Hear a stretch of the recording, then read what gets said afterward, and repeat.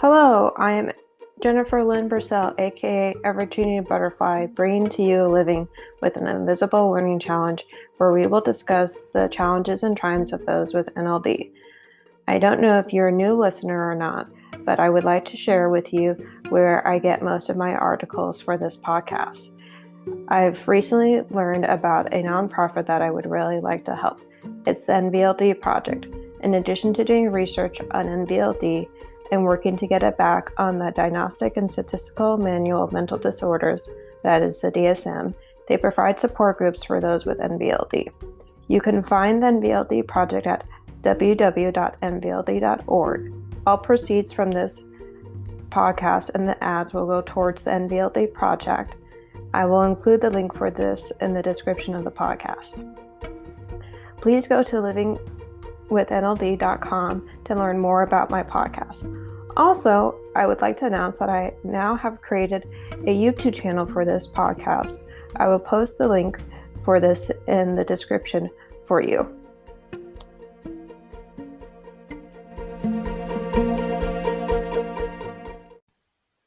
Hi, so I would like to thank everybody who donated to my fundraiser for the NVLD project.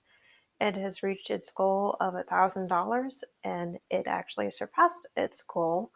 It is at $1,066 currently, and it will end next week on April 30th. So if you want to still donate to it, you can.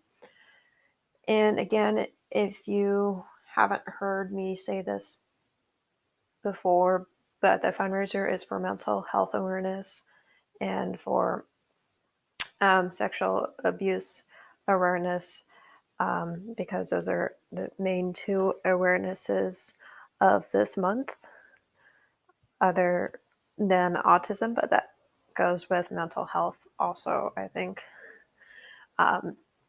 because of it being about special needs. So I wanted to create a fundraiser about that for my birthday, and my birthday passed a while ago. It was on the 8th of April, but I'm glad that it reached its goal of $1,000, and I'm excited to see how much further it goes past its goal. So thank you to everybody who donated again. I really appreciate your donation and you helping me reach my goal. Thank you. Bye. I want to let you know that the next small Zoom group for people with NLD and for their parents is on April 27th, and it will be at 10 a.m. Pacific time zone, and it will go till 11:30 so that people who are on the Pacific time zone can have time to grab lunch. And also, the NVLD project is helping me spread word about this. So if you know them, you can email them for the link, or you can email me at livingwithnld@gmail.com for the Zoom link. Thank you. Bye. Hello, I am Ever-Changing Butterfly, bringing to you Living with an Invisible Learning Challenge, where we will discuss the challenges and triumphs of those who have NLD. I am Jennifer Purcell, and today I have my friend Jeanine with me, who is helping me talk about SATs and ACTs. And for those of you who may not be familiar with these kinds of tests, these are the tests that you would take for preparing to go to college. And I thought it might be helpful to talk about these for just because I know when I was taking them, it was a little challenging, and I had a tutor who was helping me. And so I'm going to talk about the process with the tutor who helped me in high school. So I had her for junior year of high school, and that's when I was preparing to take the SAT and ACTs. And basically what her strategy was to help me learn how to go through the difficult kinds of questions like the reading comprehension, and she would help me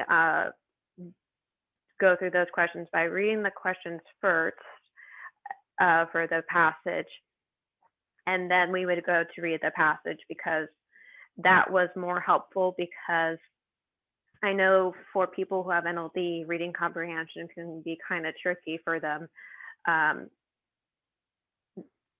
at some points, and sometimes it has to do with vocabulary, but not always. And also understanding what that word means in the context of how it's used in that sentence. And I know some of the questions that tripped me up on the tests were all the following except are true. And I know for me, I had to circle the word except on there. So I was making sure I was paying extra attention to that word. And also trying to put the word or the letter T or true by the ones that were true. And then usually there were like only one or two that were left that were false. And then you can guess which one is false, which guessing is a good thing to talk about for the SATs, because guessing it's probably, if I'm remembering correctly, guessing is not a good thing to do on the SATs, because of you get penalized if with a quarter of your score, I believe, goes down. But on the ACTs, you can guess because it doesn't affect your score more. And I found the ACTs easier because it had science and history, and I was good at those, whereas math and writing, it was harder for me. So that was something that I also was doing with that tutor, and something she also helped with raising my score that could possibly do would be with that you could, I didn't do this, but if you knew you had NLD and you were taking the tests, I would try to get an extended time and accommodations for the tests, because that would possibly raise your score. And I know for me, if you have test anxiety, which I had a little bit of that in college, because I had time tests and I wasn't used to having that, because I was homeschooled and I had pretty much unlimited time as long as I did them in one sitting. So that I was unfamiliar with. But so what I also did was I emailed some of my friends who have NLD that I interviewed for the podcast. The ones I emailed were Chloe and Amy. And so Jeanine is going to read those answers. And the first question for that one is, what were some of the shortcuts they may have learned from their teachers in schools that helped them for the ACTs or SATs? Giving yourself regular breaks when studying helps your brain to process the information faster instead of studying for hours on end and exhausting yourself. Teaching and learning is something you need to take your time over, especially if you have a learning disability. Yeah, I would definitely agree with that. Being able to take breaks is very good, because then you are able to give your brain a break and give it more energy when you go back to studying, and be able to, like it said, not exhaust yourself.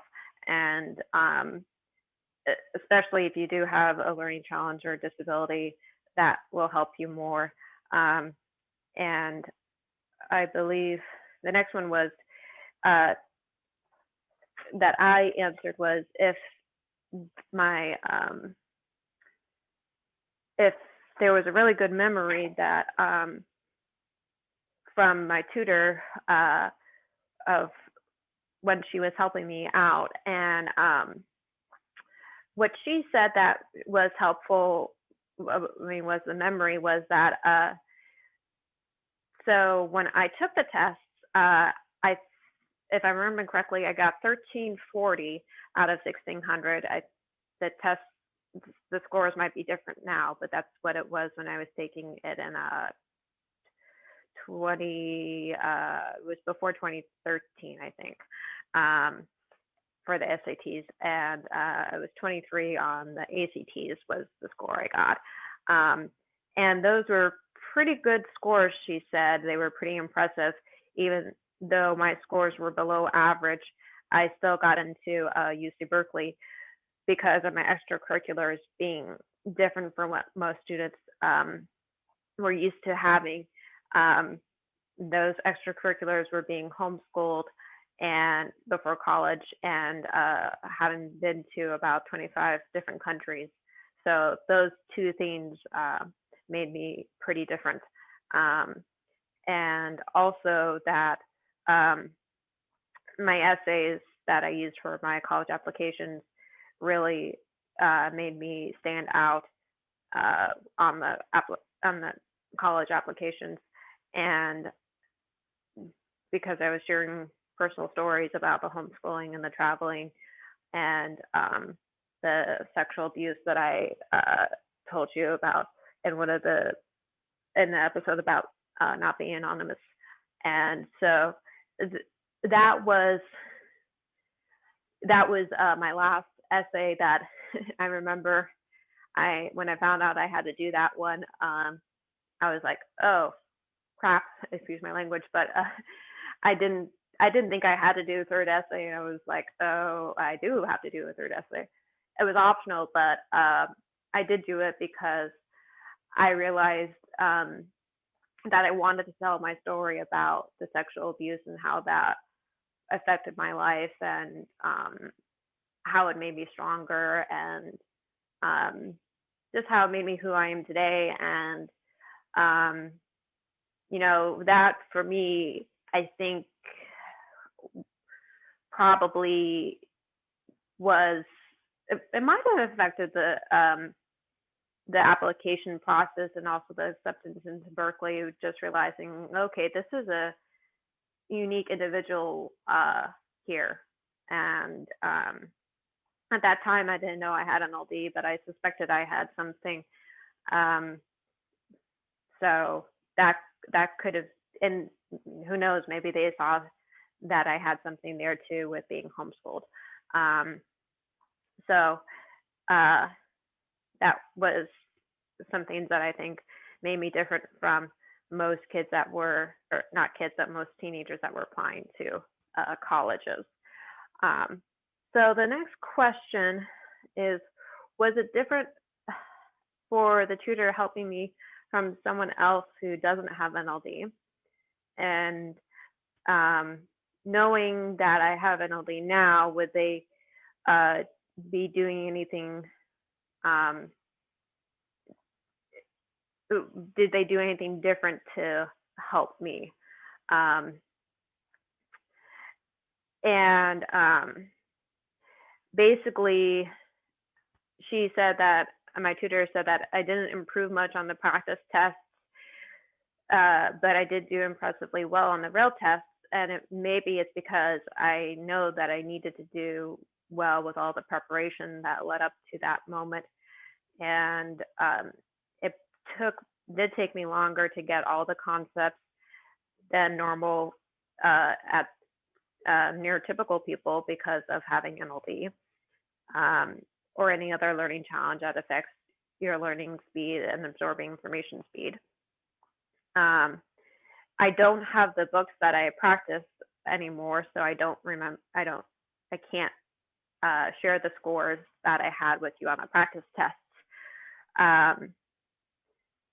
But what I would say is that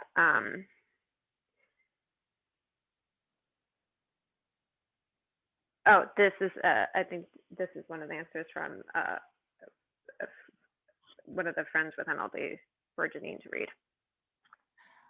I would ask the student directly about what support they need from me. Do they need extensions for their essays, or do they need me to explain things in a different way? No one should assume what a person needs help with.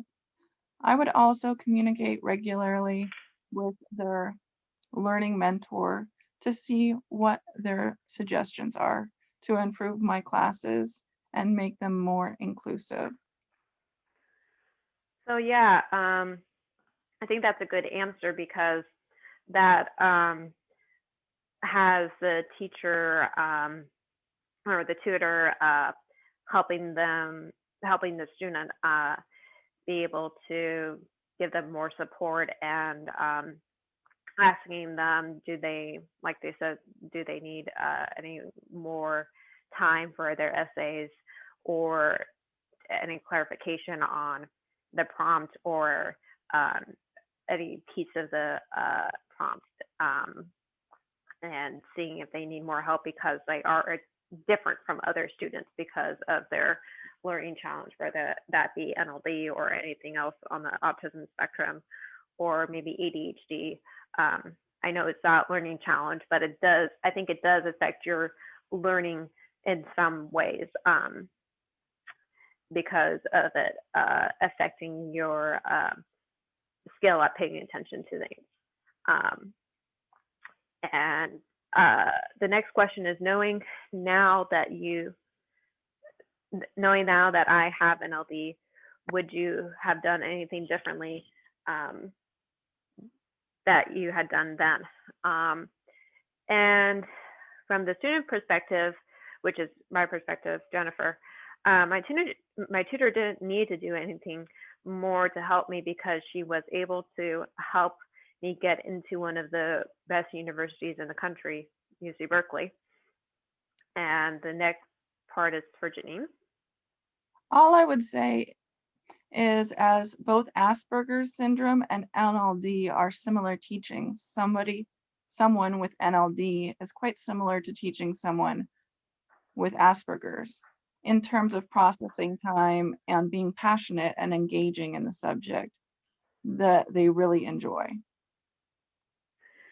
I would agree with that answer. That was from Amy, and that was a good answer to that piece because she was saying that it is similar to Asperger's, where they can get really passionate about a subject that they really enjoy, which is true. I remember being really passionate about science and history, as long as the science didn't have any math in it, like chemistry and physics. Those were challenging for me because math was not my strong suit. But I really liked biology and earth sciences because those were pretty easy for me. And I liked history because whenever we went traveling, we would come back and I would learn about some of the places we went to, and I'd be like, oh, I've been there. And it'd be easier for me to remember what I learned about because I had gone to that place, and it'd be like, okay, I've seen the Colosseum or I've seen the Last Supper, that painting. And it's like, oh, I know what that looks like in person. I can visualize the size of that painting or that structure or statue. And it was easier for me to remember and retain that information that I was reading in my textbooks. So I think that kind of also made me stand out from students that were learning things in school. So the next piece is, what would you want to say to someone who is a teacher for a person who has NLD or something like it to help them as you did with me? And this part is this part is my part, yeah.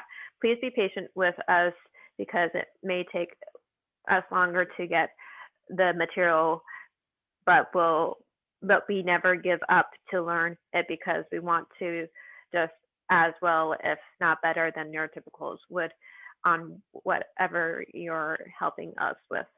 Also, please try anything you can think of to help us because you never know what might work. Some Sometimes you have to use trial and error, especially with something new, and you don't have that much research about it like NLD. And the next part is for Jeanine. Students with NLD are very passionate about subjects they are interested in, but they need extra support in some areas. Find out what the student's learning style is. Provide clear notes on the black/whiteboard instead of just teaching verbally. For example, make sure your student with NLD has everything written down before erasing the notes or a recorder to record lectures. Allow extra time for exams and extensions on essays/projects as the student may get anxious under pressure, and it may take them longer to organize and structure their essays. Make sure each task is detailed and not too vague. Yes, I would agree with those answers from Amy because that is very good to give extra help for somebody who has NLD or a similar learning style to someone with NLD, because I remember when I was in college, I had an audio recorder for my classes and an audio converter for my textbooks, and that helped me a lot. Once I had those accommodations for NLD, my grades went up from C's to B's and A's. And obviously, those accommodations were working because it increased my grades. And it also, my mom was helping me in classes when I had essays, and so that helped as well. But I was doing the classes for my environmental minor all on my own, and I was able to increase those grades from C's to A's and B's all by myself too. So it wasn't, it was, I was capable on passing them on my own too, which made me really proud that I was able to do that. And I share that with you not to brag, but just to show you that if you have accommodations that you need and work for you, that you can do the hard work to do really well in school. It just takes hard work and determination to do it. And it takes the time to get the test done for the learning challenge, whether it's NLD or something else on the autism spectrum, or ADHD or something like that.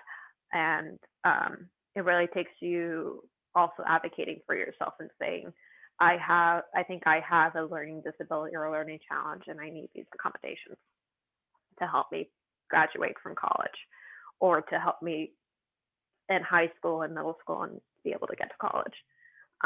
So I do agree with Amy that those little extra things like recording audio is better. It is better for people who have NLD because then they can refer back to the audio when they're studying for an exam, like I did in college. And then also, if you can make sure that your teacher lets you maybe take pictures of the whiteboard, so that if you're not able to write everything down, you have the picture to refer back to.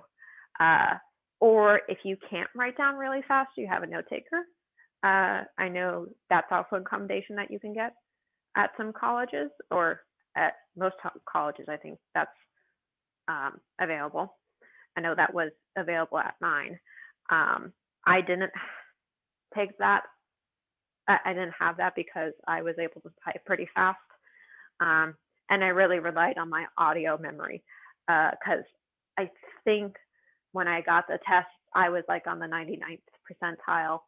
And because I found that out, I realized my audio memory was really good. So I didn't really have to type any notes. I just recorded the classes and relied on my audio memory. So it really depends on the individual, I think, for certain things like notes. But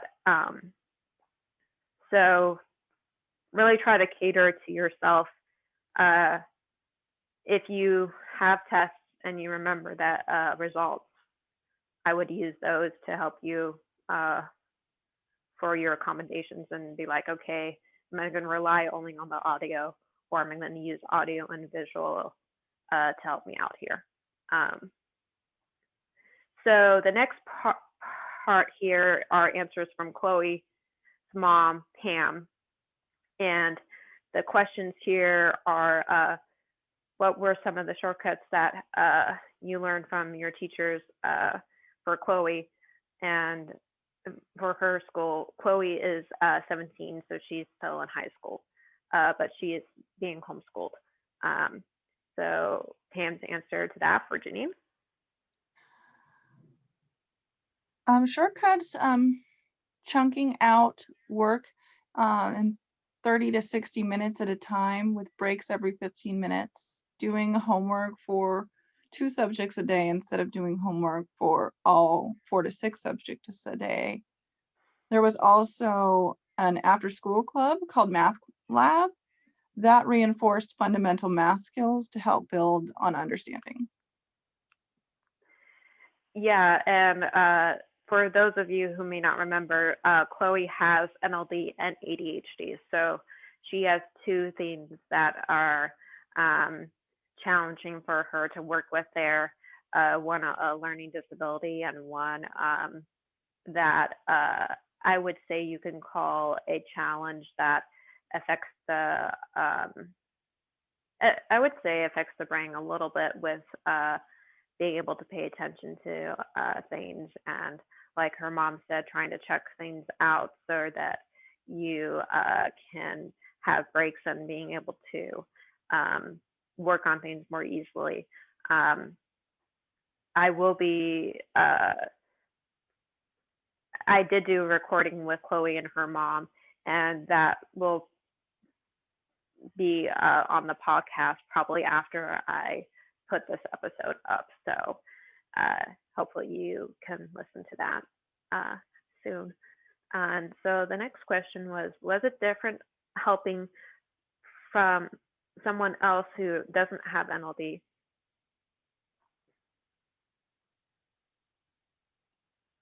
Oh, I know at the time you may or may not have known that Chloe had NLD. So the answer for Jeanine. With NLD students, it's hard to help them understand graphs and charts without verbalizing your expectations. Yeah, so I worded that one that way because I wasn't sure if when Chloe was going for the SATs or ACTs that she knew she had NLD or ADHD at that point. She just learned she had NLD this year, so she's still trying to figure everything out with NLD.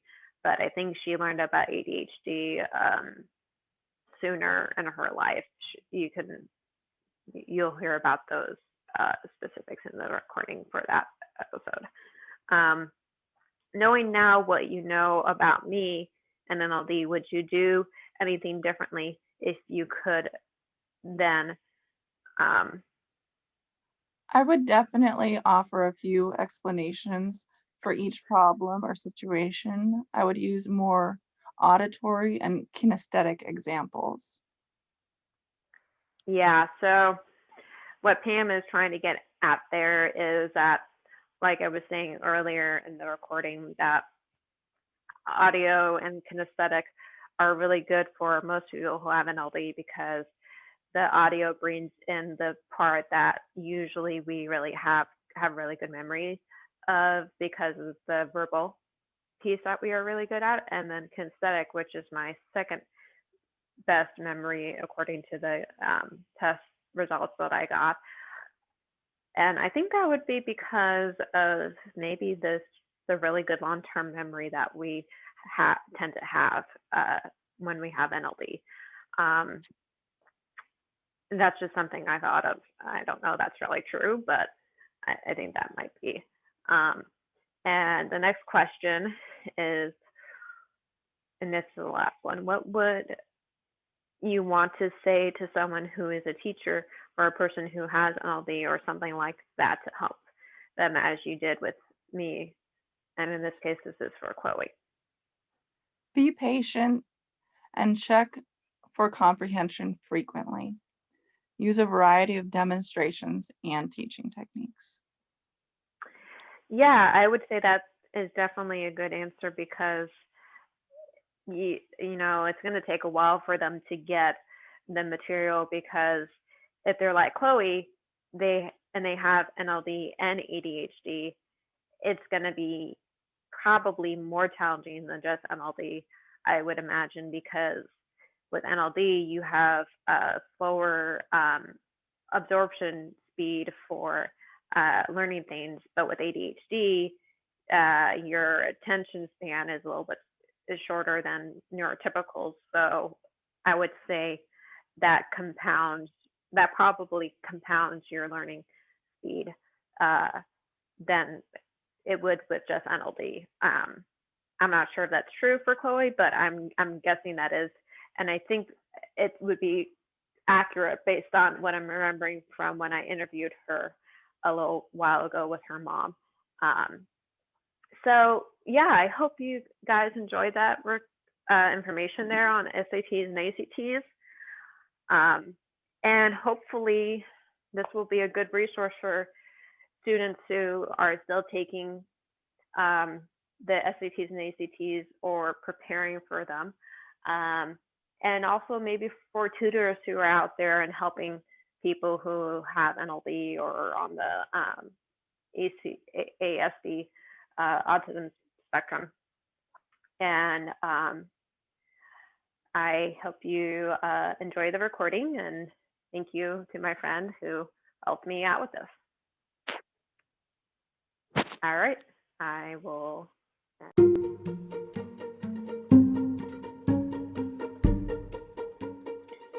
As I wrap up, there are some things I would like to share with you.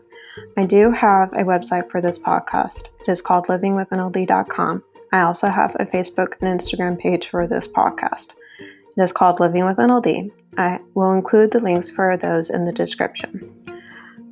In conclusion, I would like to hear from my audience. If you know individuals with NLD that I could interview for this podcast, please email me at livingwithnld@gmail.com. What are you interested in learning about NLD? I know I'm not an expert, but I do know I have the living experience of having it. I would like you to practice journaling about your gifts and differences. Also see if there is a way that you can make that difference become easier for you to do than it originally was. Thank you for listening today, and please go to my YouTube channel and subscribe to it. Thank you. Bye.